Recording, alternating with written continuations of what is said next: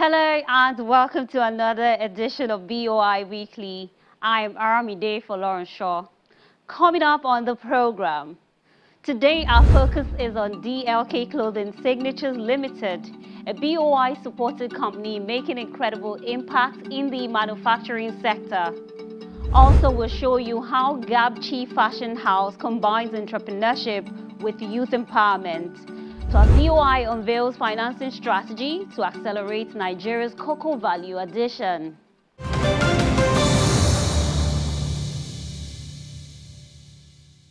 When it comes to the manufacturing of personal protective equipment, particularly for Nigerian workers in the oil and gas sector, DLK Clothing Signatures Limited, a proudly Nigerian company, is a major player.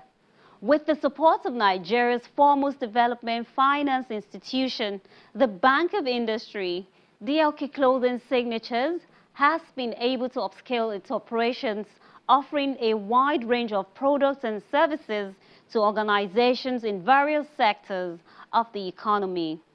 This has certainly created job opportunities for Nigerians.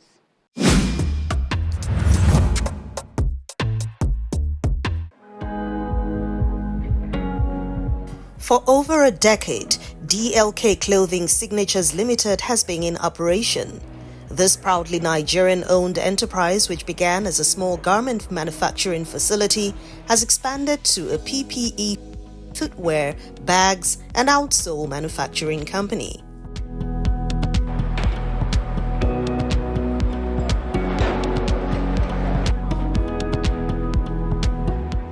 Headquartered in Lugbe, Abuja, DLK Clothing Signatures Limited, a division of DLK Resources Limited, has its tentacles around Nigeria. The vision was to build a company that produced high-quality products that could compete with any other imported products while localizing to satisfy local demands and local needs, right? And there was a very clear and obvious gap. 11 years ago in the PPE industry, majority of what was consumed were imported, especially in the oil and gas sector. And we could say for the right reasons, but we saw that as a gap. We knew we had the human resource to come in, build a fully Nigerian-owned manufacturing company, run by Nigerians, and to produce high-quality products that will compete with imported ones, and also while contributing to local content development. For garment, we expanded into footwear. From footwear, we solidified on our PPEs, and within 5-6 years, I think our customers took notice, and the NCDMB also took notice that, okay, fine, there's a local company that has been consistently expanding and serving customers in terms of reliability, trust, and capacity. And we all know that the oil and gas industry is an industry that is uncompromising when it comes to quality, consistency, and compliance with strict standards. So we realized early on that trust had to be earned and not given. So we invested aggressively across both in human resource capital, and we did what we could. And with time, I think we caught the eyes of the NCDMB, who printed, I think there was a publication that was done in 2021 when we were qualified to supply to the oil and gas industries. That was a really, really big opening for us, and here we are.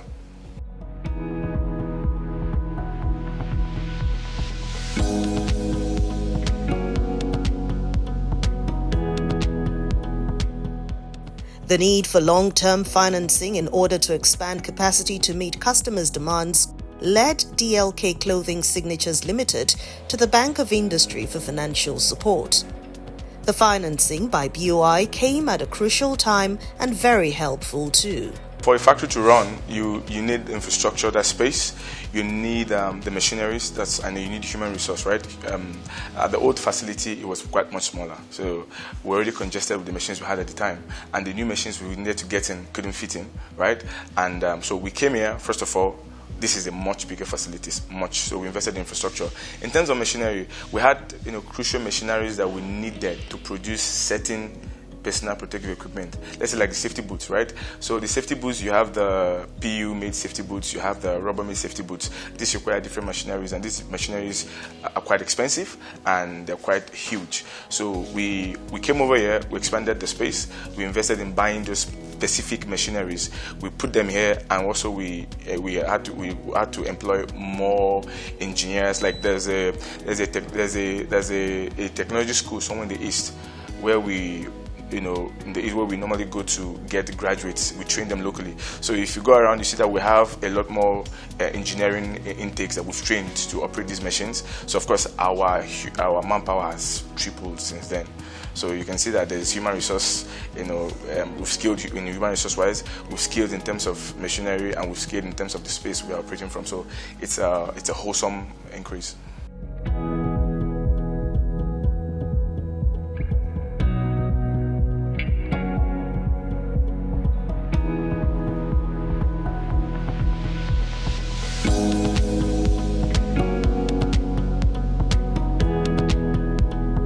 That funding is not just about what it has done to us as a company. I spoke about local content development. 100% of our staffs are employed from this local community. They come here, we train them. And that's because we expanded here. We had extra machineries. Now we're training them to use machines that otherwise they would never have operated. So in terms of human resource and local community, impact, it's excellent. Now in terms of the demand, without these machines, there's no way we would serve the oil and gas industry. So with these machines, we're able to compete efficiently and and affordably with the imported products, and even supply the oil and gas industry what they need, right? And within this period, we received our ISO certification, where we got certified in ISO 9001:2015 quality management systems, all within this period of time. So of course, this financing has been immense and really, really crucial in our expansion over the last 2 years. And when you serve more people, it means they have to look outside less. We know lots of customers, and the good thing about it is that anybody who walks into this facility and sees the equipment, sees the infrastructure, sees what's happening here, you don't need to market. I mean, that's enough marketing for you. And they see that you have a system in place. They go through the processes, and that has also improved our turnaround, our bottom line, right? So of course, when you buy more DLK, it means you have to look less to importing from outside.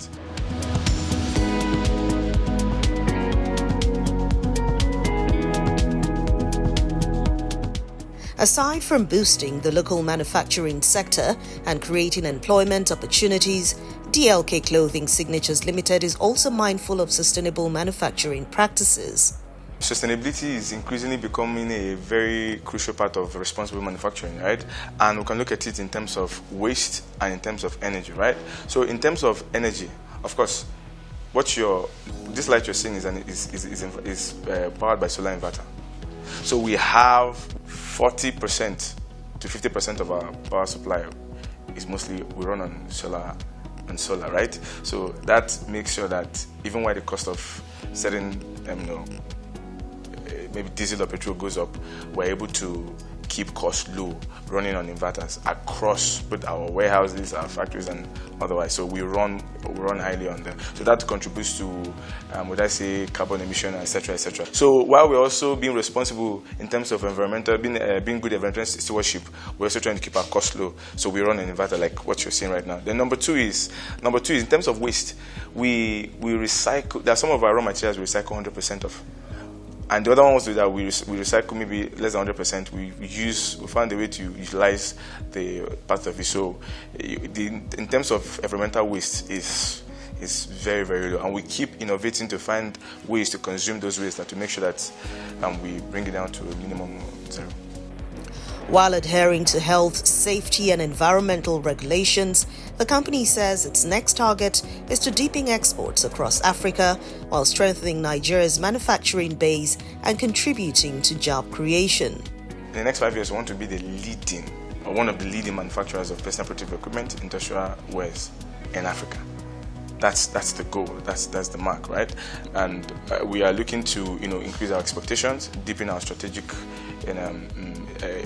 footprints in certain sectors, both within Nigeria and around Africa. We already have our IELTS certification, so we export beyond Nigeria into some West African countries. Hopefully, after we can see how we can also export to the rest of Africa. So that's our strategic goal: become the leading or one of the leading manufacturers of PPEs and industrial wears.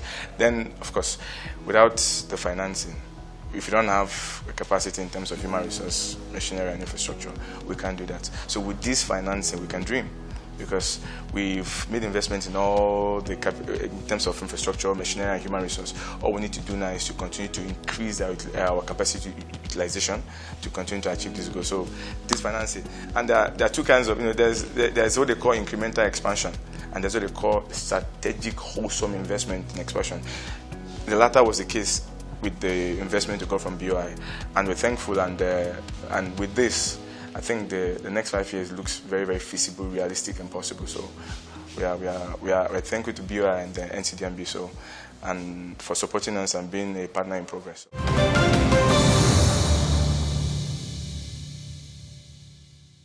From Abuja, let's go over to Benue State, where Gab-Chi Fashion House Nigeria Limited is not only designing and sewing for schools, individuals, and organizations, but also training young people in the art of fashion design.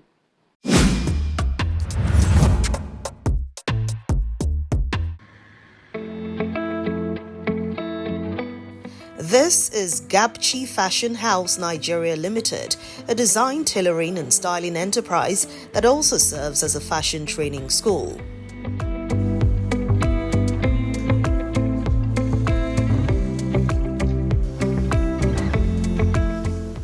Ochibo Martin Gabriel, the Chief Executive Officer of the fashion house, says his passion for designing was nurtured from a young age. I was born into it. My mom used to be a tailor those days, and my father too used to be a tailor.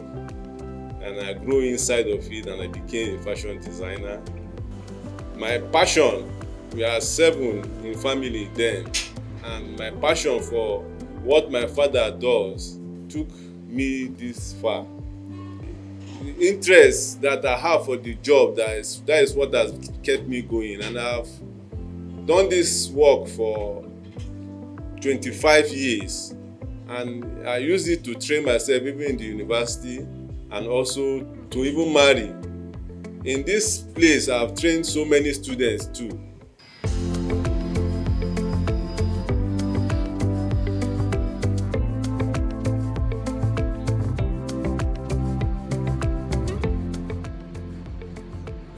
After relocating his fashion house from Kaduna to Makurdi in Benue State in the year 2003, his desire for expansion coincided with an opportunity that led him to the Bank of Industry. There, he secured much-needed funding that transformed his business. I went for a business summit in Abuja, and it was in that business summit that they gave us all about the BOI and the link on how to go about it. And when I returned, I also applied, and that is where I had my first knowledge about the BOI loan. I don't know anybody really. It was God, and we followed up, and it has helped my business seriously. It changed the way people look at me in my environment, and it also changed my mood of operation, and the other products and designs that we were not doing before, we were able to begin to do them, like sewing jersey, sportswears, and other elastic sewing, lacras, and so on. We don't have machines that does them before, but by their help, we were able to do those work that people need.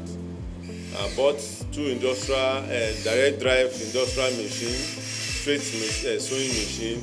I also bought taping machine that I used to finish the edge of t-shirts. I also bought 4 3-thread, 3-needle, 4-tension machine, which I use for overlocking. I use it to sew and also to weave. And also bought heat transfer machine. That heat transfer machine, that is what I used to make this write-up this logo on my t-shirt. I can use it to brand any name that I want, which we are also using to brand other schools sportswears. I also bought fabrics and tailoring materials. I bought one buttonhole machine that also helped me for the finishing.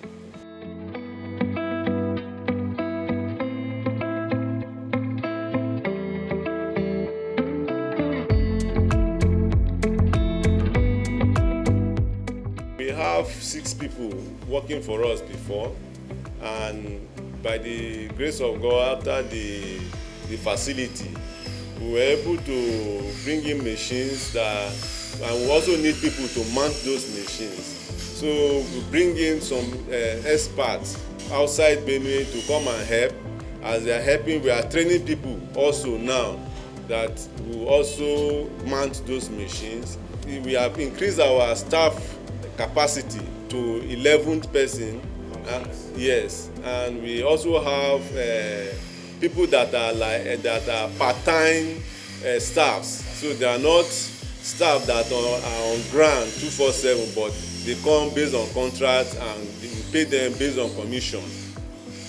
Today, Ochigbo takes immense pride in his contributions towards the empowerment of young people.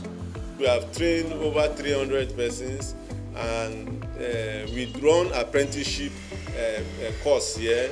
We start with beginners class, intermediate class, and also the advanced class. Since this facility came, we have more people came in, and anybody that comes into the shop and they see our settings, they don't doubt us anymore. Like in March, we have graduated 20 people. This year, 2026 March, we graduated 20 people. And we still have 20 people on training. More people are coming, and by the grace of God, we will also increase the space for the students, so that we'll be able to take more students. And I will not lie to you, most people that finish from our fashion house, they are doing well, and they were able to we empower them, and they were able to remove themselves from poverty and all these social vices. And also women that we train, you see, they are empowered also. We work with some other organizations that also support to help women, and we're able to support them. At the end, many of them are doing fine.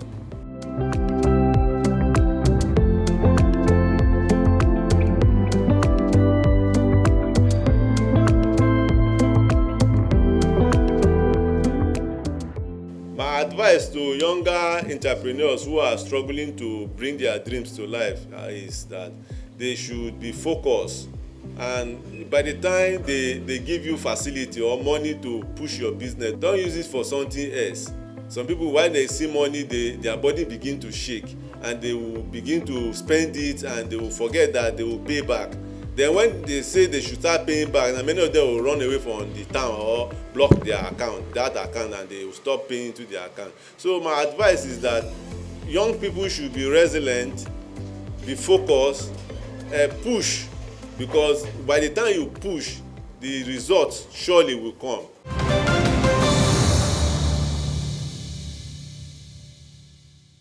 In our news wrap, stakeholders gathered to chart a way forward for strengthening Nigeria's industrial base through cocoa value addition. Let's tell you more.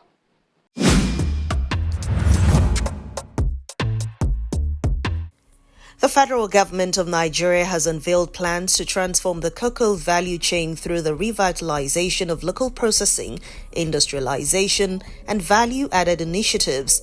This was disclosed at the Cocoa Value Addition Summit 2026, held at the Bola Ahmed Tinubu Center in Abuja, with a theme From Bean to Brand.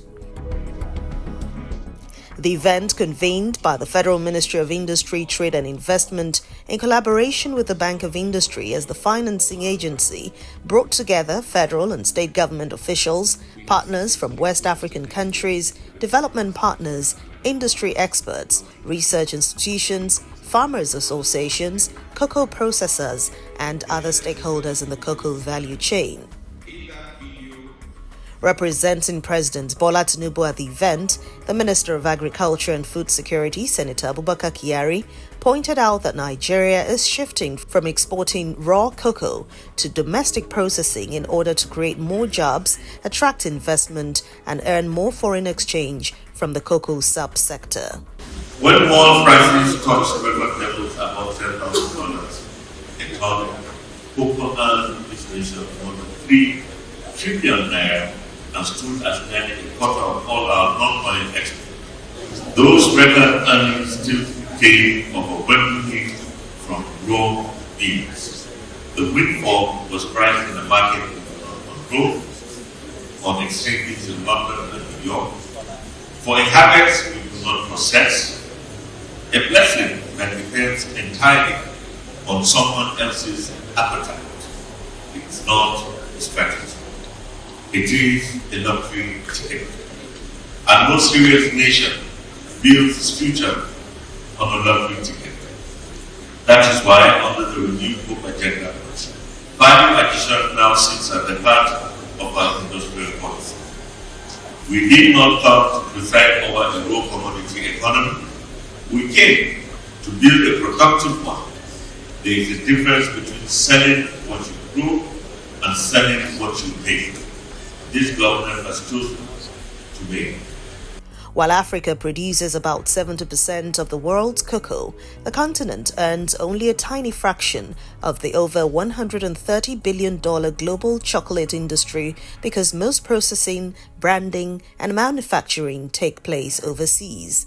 This particular Value Addition Summit was carefully curated by the Honorable Minister of State responsible for industry to move the mandate of FMITI according to item number 7 of the Renewed Hope Agenda, directive from President Bola Ahmed Tinubu to make sure that we hit a $1 trillion economy by 2030. Today at this summit, we adopt a Cocoa Value Addition Accord, which is a compact between the federal government, the governors of our cocoa producing states, our farmers, our industry associations, our research institutes, our development partners, and our development banks. And it carries names, it carries numbers, it carries dates.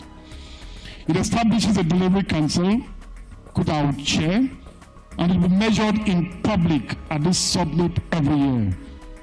The second is we open the financing gates. The Bank of Industry will establish dedicated windows for cocoa processing investment, with priority for projects like that carry smallholder farmers with them. To every investor in this hall, I say the era of admiring Nigeria's potential is over. The deals room of this summit is where admiration becomes term sheets.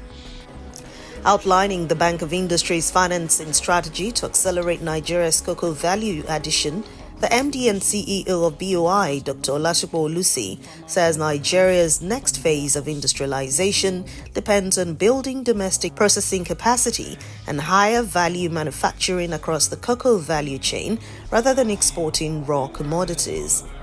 Côte d'Ivoire has shown that the right incentives can attract world-class processors to origin. Ghana reminds us that government should not carry the market price risk on its own balance sheet. Nigeria will draw from both lessons. BOI will provide the tenor and structure, while the market carries the price risk. Above all, the Bank of Industry will not approach cocoa as a lending program. We approach it as the development of an ecosystem. We will advocate for our partners in this room to finance the nursery, the farmer cooperatives, and the warehouse, while BOI finances the grinding plant and the ingredients factory, the packaging line and the quality laboratory, the chocolate entrepreneur, and the machinery that turns beans into brands. Industrial transformation is never one investment. It is many investments reinforcing one another. Our role is not only to provide capital, but to build markets, to convene partners, and to act as a catalyst for private investment, many times the size of our own. On behalf of the federal government of Nigeria, I declare. To demonstrate their commitment, the federal government, the Bank of Industry, cocoa producing states, the Cocoa Farmers Association of Nigeria, processors, and other critical stakeholders pledge to build Nigeria's cocoa industry and its value chain. From being so proud, put on it together, ladies and gentlemen, we have made a declaration. Can I have the paper?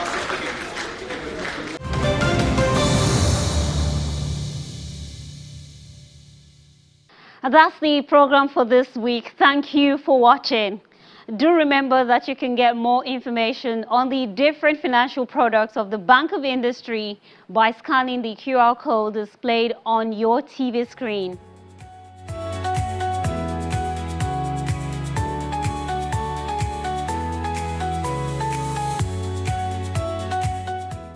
Do join us again same time next week. I'm Aramide for Lauren Shaw.